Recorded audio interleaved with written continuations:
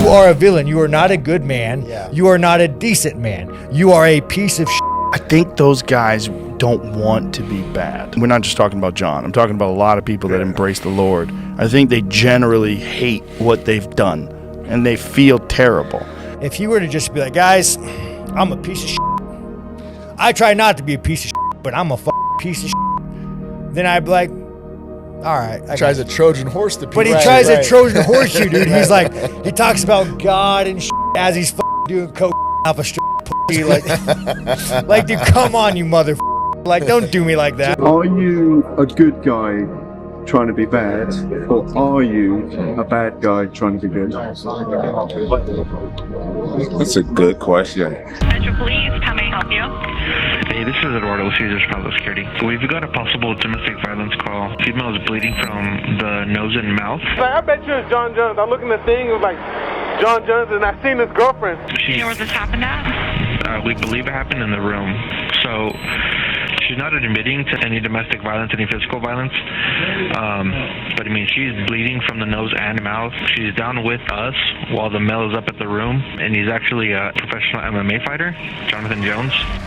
A few hours before that 911 call, Jon Jones gets inducted into the UFC Hall of Fame for taking part in one of the greatest fights of all time. That fight with Alexander Gustafsson was one of the toughest things I have had to do in my years, both mentally and physically. It was only 25 minutes, but I learned a lot about myself in that 25 minutes. And Jon Jones may be losing this fight going into the championship round. The fourth and fifth round, I pulled from something that I didn't know I had inside of me. There's a lot of anxiety in the corner of the champion, Mike.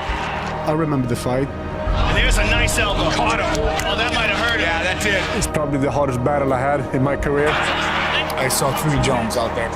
Gustafsson is hurt. And he looks for the spin again. Gustafsson's busted up now. Final seconds of the round. Flying knee. Jon Jones is such a beast. Winning over Jon Jones is bigger than taking the belt. Incredible fight. Incredible fight. Who would have thought we'd be going into the 5th round and Jon Jones might have to take Gustafsson out to retain his title. Forever, now I do know what I'm like when things get tough. Gustafsson looks to take Jones out. Nice uppercuts. Those punches are busting up the mouth of Jon Jones. Nice elbows. Head kick. Big head kick. And Gustafsson just put his hands on his hips like he was exhausted. Another head kick. Both of these guys are pushed to their limit in this fight. Spinning elbow from Gustafsson. Hands up. Hands up. 30 seconds. There's that head kick again. And another one. Incredible. And an elbow. They're going to go the distance. Flying knee by Jones. Wow. That might be the greatest title fight in the history of the light heavyweight division. His victory against Gustafsson solidifies the Jones family as one of the most prolific in American sports history. The same year, his older brother Arthur wins the Super Bowl, while his younger brother Chandler plays his 2nd season with the New England Patriots. This is about $1 billion to 1 shot that one family would produce a Baltimore Raven and a young stud New England Patriot. How do you explain that all 3 of you came from the same household? Grew up in the inner city of Rochester. It's a really small town, and We share the same bedroom, all 3 of us. Yeah, we share the same bedroom. Oh my God! I'm the middle as far as age, but when it comes to size, I'm the smallest by far of my brothers.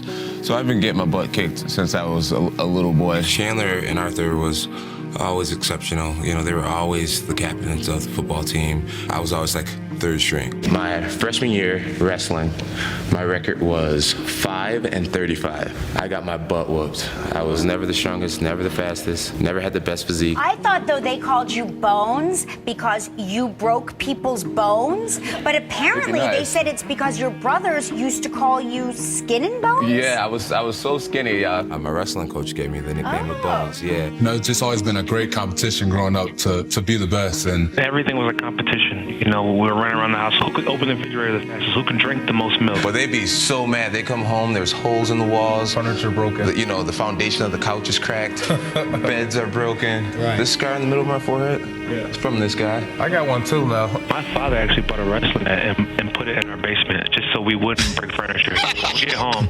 Yeah, as soon as we get home, we would take our backpacks off and we would go in the basement and we'll just get 5-minute rounds apiece and we'll just wrestle. My dad's a great guy. You know, he's a pastor. You know, him being a spiritual leader, you know, he really taught us the importance of faith and belief. I felt growing up he was always a little harder on me. You know, we looked a lot alike, and we had the same personality, so we would butt heads a lot. He was a guy who was so passionate about us succeeding in sports to the point where he made wrestling this competition for us, where he would give us $6 if we got a pin, $2 if we won, like in the finals. My mom was really the bully of the family. That's where Jon get it from. She's the strong one of the household. I think she wears the pants. My mom always taught us, one fight, we all fight. So we jumped a lot of people growing up. Dude, I got my butt kicked when I was a lot younger.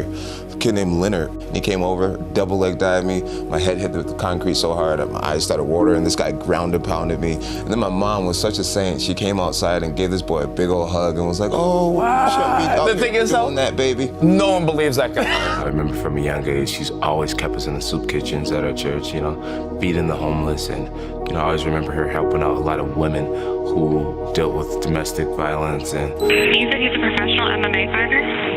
Yeah. And she's in security holding right now?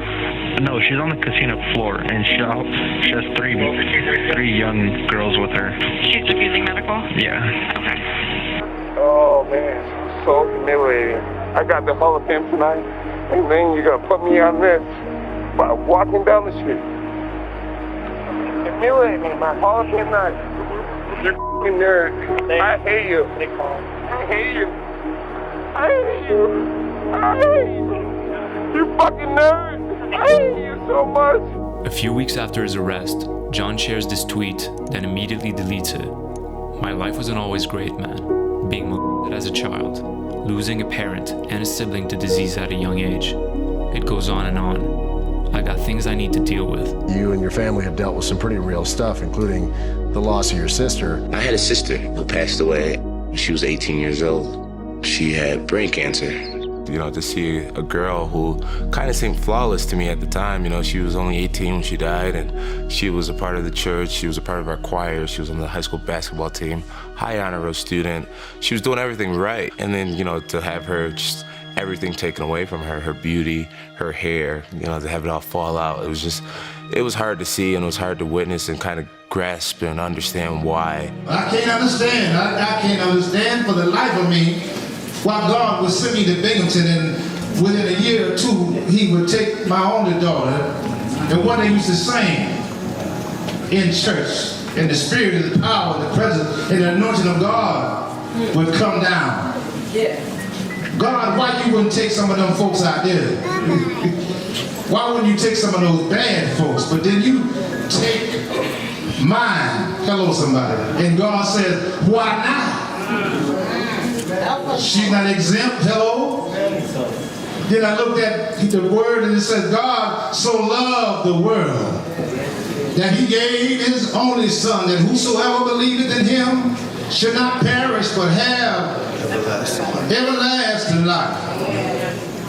Her name was Carmen. Her favorite verse from the Bible was Philippians 4:13. You're a religious person, but you have a tattoo. Right. You have a religious tattoo, which is double ironic. Because it says in the Bible not to get tattooed. Right, not to mess with the temple. Right. But then you gotta pick and choose, right? What you want to listen to. You know, I wear this tattoo on my chest, Philippians 4:13, that I can do all things through Christ who gives me strength. And I genuinely believe that I can do anything.